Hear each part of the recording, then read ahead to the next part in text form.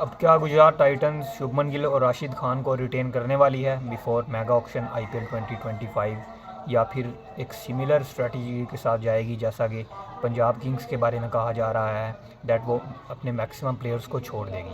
So hello friends, तो आज हम गुजरात टाइटंस की ऑक्शन स्ट्रेटजी की बात करेंगे।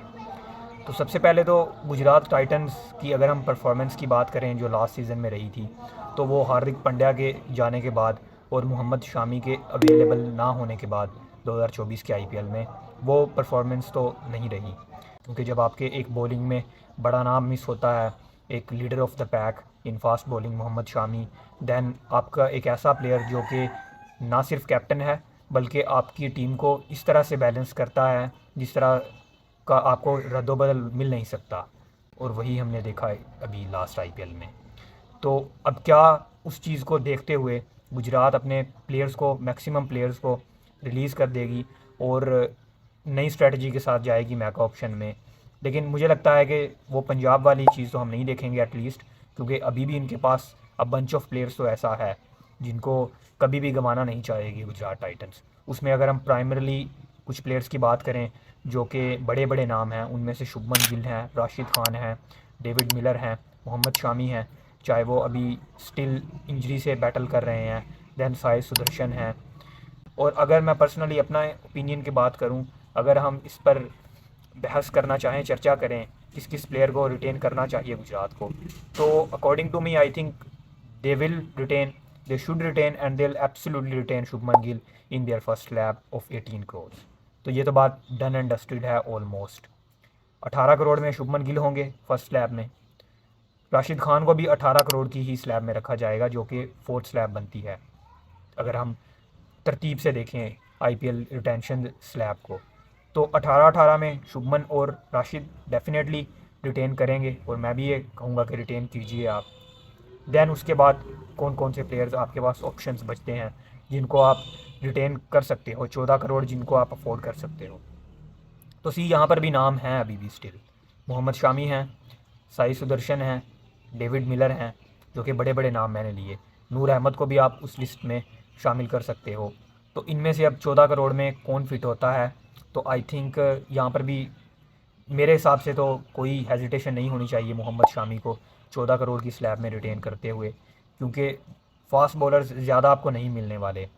अगर मिलेंगे भी तो वो बहुत रिस्क टेकिंग आपका डिसीजन हो सकता है अगर आप आरटीएम के भरोसे मोहम्मद शामी को रिलीज़ करते हो एक ऐसे प्रीमियम बॉलर को।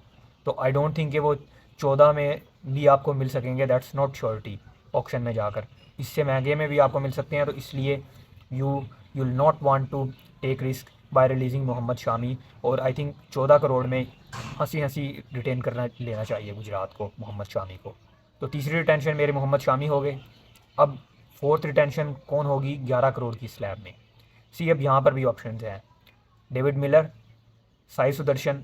आई थिंक इन दोनों के दरमियान मुकाबला रहेगा ये, इनमें से कौन होता है रिटेन 11 करोड़ में और किसको रिलीज़ करके आरटीएम के भरोसे गुजरात टाइटंस की मैनेजमेंट इस भरोसे रिलीज़ करती है कि उसको आरटीएम में वापस ले लिया जाए। तो आई थिंक यहाँ पर अब ये बहुत मुश्किल डिसीजन है। I think most of the people would want to keep him with their franchise in 11 crore, but मेरा यहाँ पर डिफरेंट ओपिनियन है। मैं ये चाहूँगा कि 11 करोड़ की स्लैब में डेविड मिलर को रिटेन कर लेना चाहिए गुजरात को, क्योंकि वो भी इसमें हंसी हंसी हो जाएंगे रिटेन, क्योंकि उनकी जो प्रीवियस सैलरी है आईपीएल की वो बहुत ज़्यादा नहीं है। तो 11 करोड़ में ही should be okay and Gujarat Titans should be okay as well. David Miller जैसे आपको मिडल ऑर्डर बैटर्स और फिनिशर भी ज़्यादातर नहीं मिलने वाले ऑक्शन में जाकर, और उनको भी आरटीएम के भरोसे आप नहीं छोड़ सकते, क्योंकि वो भी जिस तरह की फॉर्म में हैं, तो उन पर उनको छोड़कर रिस्क लेना आई थिंक बेटर नहीं होगा गुजरात के लिए। तो fourth he is my fourth retention. और फिफ्थ रिटेंशन की जहाँ तक बात है, तो मैं यहाँ पर आरटीएम का यूज़ करना चाहूँगा ऑक्शन में जाकर। अब वो मैं आरटीएम यूज़ कर सकता हूँ अज़मतुल्लाह उमरज़ई पर भी, नूर अहमद पर भी वो मैं यूज़ कर सकता हूँ, और मोर इम्पोर्टेंटली जो मेरा फोकस होगा वो साई सुदर्शन पर होगा यूज़ करने का। देन जहाँ तक अनकैप प्लेयर्स की बात है, तो अनकैप प्लेयर्स भी इस टीम में हैं। Shahrukh Khan is a fantastic exciting uncapped player. Then Kartik Tyagi हैं, उनके बाद अभिनव मनोहर हैं। तो they have got plenty of options in uncapped player. तो उसको भी आई थिंक उनको वेस्ट नहीं करना चाहिए, क्योंकि अगर उसको वेस्ट करते हैं तो वो कैप प्लेयर तो उसके बदले आप नहीं ले सकते। तो इसलिए बेहतर यही होगा कि अगर आपके पास बेहतर अपॉर्चुनिटी है, एक अच्छा यंग प्लेयर है आपके पास अनकैप प्लेयर, तो आप उसको 4 करोड़ में आंख बंद करके ले लीजिए, क्योंकि 4 crore is not as big amount. वो अगर ऑक्शन में ये प्लेयर्स जाते हैं तो आई नॉट बी सरप्राइज्ड इनमें से एक एक प्लेयर 10-10 करोड़ से भी ऊपर तक इन पर बिडिंग होती है। तो इनमें से मैं तो पिक करूँगा यहाँ पर शाहरुख खान को मैं 4 करोड़ में यहाँ पर इजीली खुशी खुशी लेना चाहूँगा, क्योंकि पिछली जो ऑक्शन थी उसमें गुजरात टाइटंस ने शाहरुख को आई थिंक 7-8 करोड़ में लिया था, बहुत ज़्यादा बिडिंग की थी। तो अब 4 में अगर मिलते हैं अनकैप्ड की सूरत में तो they should be really happy by retaining him in just 4 crore.